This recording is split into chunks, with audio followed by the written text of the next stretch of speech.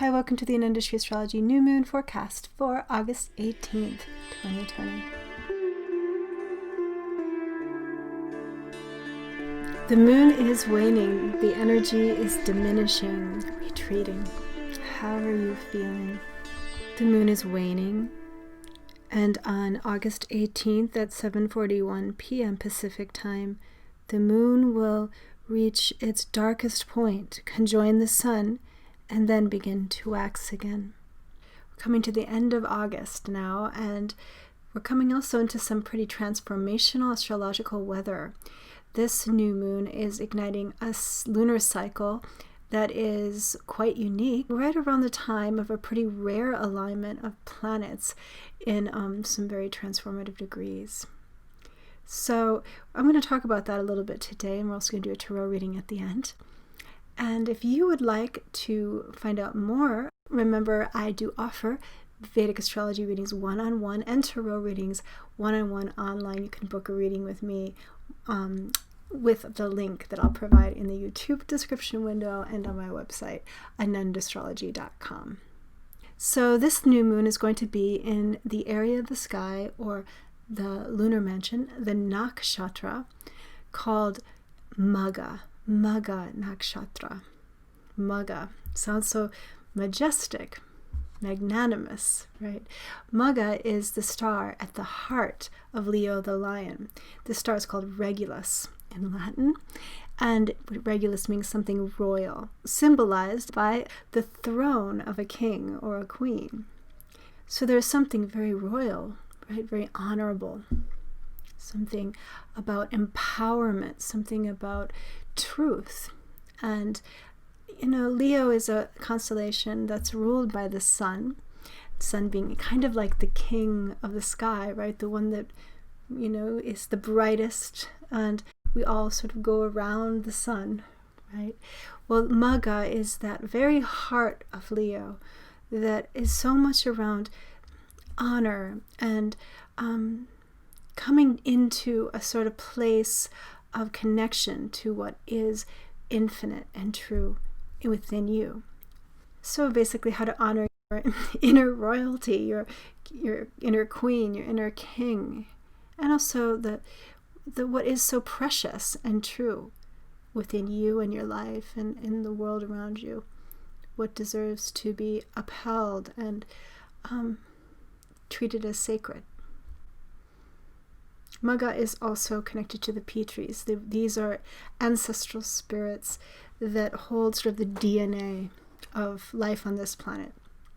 Like a royal family holds a DNA of what leads us forward and gives us a sense of guardianship, something that watches over us, something that takes care of us, like the ancestral spirits, the guides within Magha.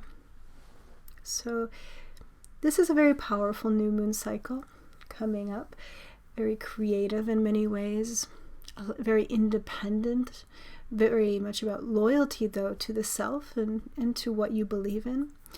But also there's something quite interesting I noticed happening with some of the other planets. There's certain degrees, just very minuscule areas of the sky, that are considered to be very transformational, powerful for spiritual growth, but also a little dangerous for the material world, right? So these areas are found on the edge points between signs, but particularly between the fire and the water signs, almost like a bridge or a real ending of karma that happens between these fire and water signs. So right at the cusp, now astrologers disagree on exactly how wide of an orb, how wide of that cusp area actually is, but at least I like to look at it about 1 degree. As we approach the edge of this cusp called the gandanta, that's what they're called, gandanta, there's a sort of vortex of energy that we're approaching. It's in some translation, gandanta, it's like granti, means knot. So like a karmic knot. Sanjay Rat, one of my teachers, describes it as a washing machine, like a karmic washing machine, or like a vortex of energy that can suck us into old patterns very strongly, like a block, right? But also the energy can also be so strong that it breaks the pattern, like a big breakthrough, right? So like a vortex can spin us right out again as well and give us a new momentum for spiritual growth. Actually, even a growth spurt can happen after passing through a gandanta. So as we approach this new moon, we've got a bunch of planets that are on these points, gandanta points. From Pisces to Aries, Mars is there. He's crossing over the gandanta just right before the new moon. And also the Sun and Mercury are crossing over the gandanta on Saturday and Sunday. And so actually this new moon is quite close to the edge there as well.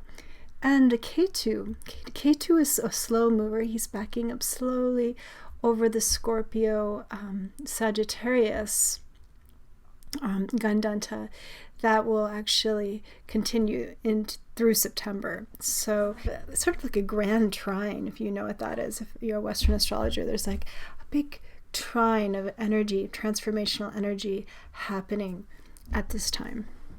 So this is a wonderful moment for spiritual work, especially if you are, a meditator, or if you practice any kind of sadhana, sort of spiritual practices that you do, mantras that you say.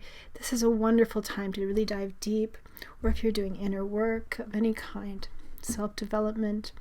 It's all about, especially with this new moon, it's so much about honoring the self, the sun within, right? This Magha nakshatra. And connecting to some higher power, something infinite, like I was saying. So, such a transformational opportunity, but it is stormy, it is rocky too. On a mundane level, there's a certain uncertainty happening now, a real edginess, literally. So, be gentle with others, try to be patient, and gentle with yourself as well. Especially these last days of this lunar cycle, the dark moon before the new moon. Okay, so let's just see what the tarot cards have to say about this new moon in Magha nakshatra.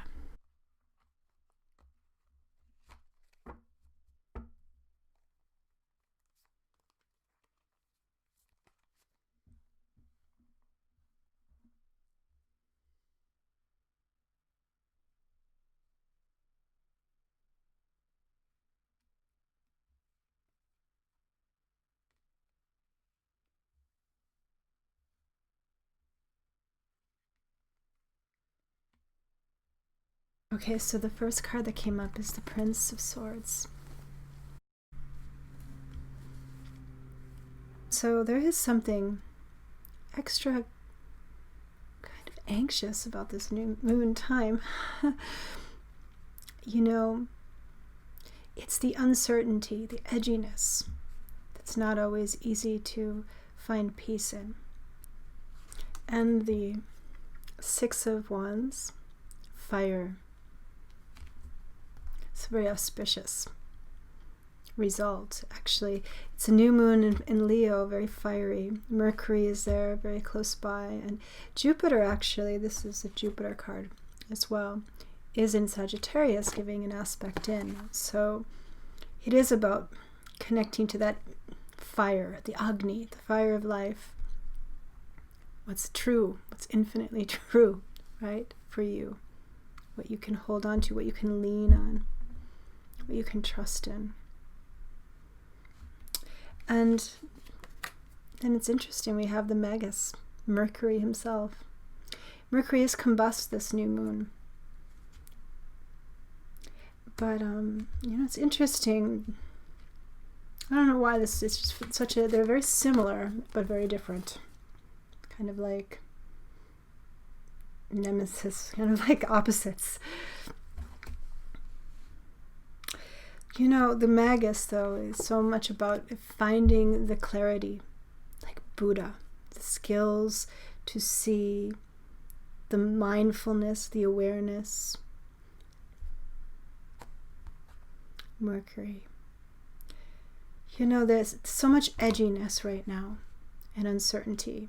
And it's reminding me, this is for some reason reminding me of what's going on in the United States, where I am right now, with all this worrying about how are we going to count the votes for this election coming up because of the restraints with the pandemic.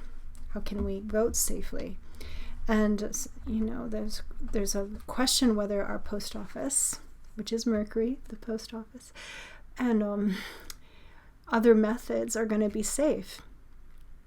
So it's interesting, this edginess of this combust Mercury on the gandanta.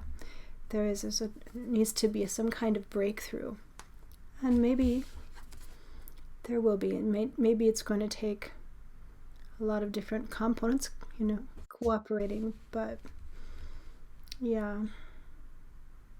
But on a personal level, this is about mindfulness, controlling the mind, staying connected to your inner queen, that inner king, the self-confidence, the creative power that is always shining actually within you, even though it can be so clouded and so confused at times. Let's take a look. The mind is sometimes in a storm, a cyclone of worries, responsibilities that pull us in all different directions. It's hard to know which way to go. The true light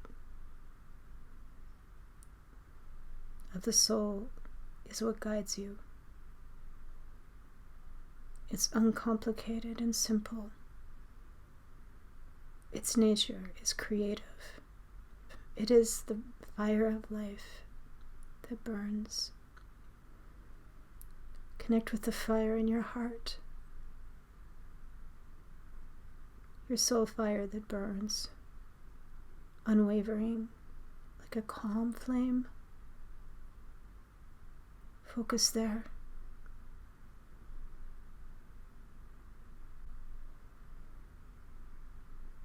You have the ability to solve your problems. The truth and the clarity and the information that you need will come to you at the right time. Lean into your fear and let yourself see what is steady.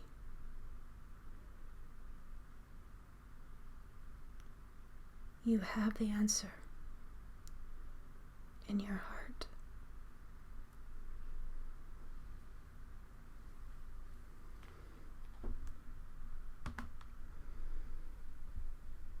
Okay. Thanks for coming to the Untitled Astrology New Moon reading and forecast.